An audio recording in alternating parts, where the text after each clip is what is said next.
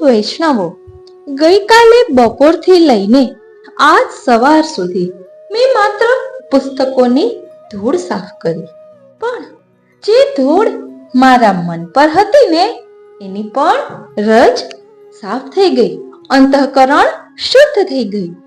એક એક પુસ્તકને હાથ લગાવતા જાણે અંતઃકરણ અંદરથી ધોળું થતું જાય તેવી અનુભૂતિ થઈ.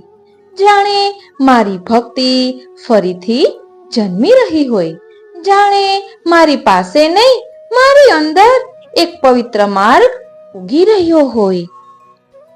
આજ રોજ સર્વ પુસ્તક ગોઠવ્યા પછી જાણે એક નવજાત બાળકના હૃદય જેવી શાંતિ અનુભવાય.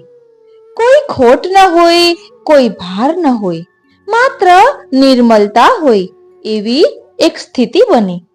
આ સફર માત્ર ગોઠવણીની નહોતી, એ તો આત્માની તરત શરૂ થયેલી યાત્રા હતી, જ્યાં અંદર એક નવા જીવનનો ઉદય થયો ને નામ છે તેનું ચાતુર્માસ.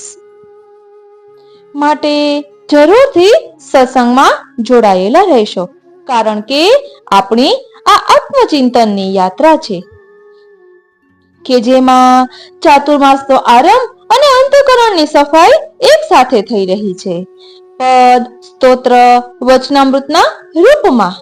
ગઈકાલે અને આજે મેં ગ્રંથો સાથેનું સ્નેહ જોડાણ કર્યું એ માત્ર આપની સાથે જ શેર કરું છું. એ કોઈ ગોઠવણી નથી, એ તો આંતરની અનુભૂતિ છે. તો સત્સંગમાં જોડાયેલા રહેશો. જે પુસ્તકો ગોઠવ્યા છે ને, અને જે આપણે ચાતુર્માસની સત્સંગ યાત્રા શરૂ કરવાના છીએ તેનું વિસ્તારથી સત્સંગ લેવાના છીએ. માટે મનાતુરી ચેનલથી જોડાયેલા રહેજો અને આપના આત્મીયજનો સુધી પહોંચાડ્યા કરજો. જય શ્રી કૃષ્ણ.